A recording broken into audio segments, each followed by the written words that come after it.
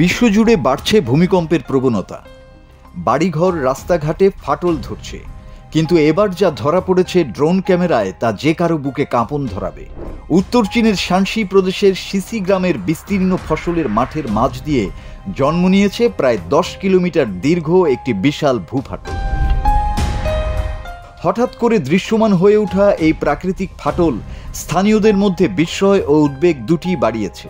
দুদিন আগে প্রকাশিত এক ড্রোন ভিডিওতে দেখা গেছে ফসলি জমির বুক চিড়ে তৈরি হওয়া গভীর ফাটলটি যেন পৃথিবীর বুকে সৃষ্টি হওয়া এক দীর্ঘ ক্ষতের মতো।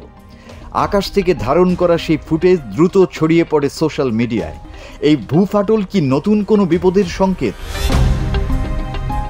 এটি ঠিক কোন সময় তৈরি হতে শুরু করেছে তা নিশ্চিতভাবে জানা যায়নি, তবে ভূতত্ত্ববিদদের ধারণা এই ধরনের কাঠামো কোনো সাম্প্রতিক ঘটনা নয়, বরং লক্ষ লক্ষ বছরের টেকটোটনিক গতিবিধির ফলেই এমন বিশাল ফাটল তৈরি হয়। ভূতত্ত্বের ভাষায় এই কাঠামোকে বলা হয় গ্র্যাভেন।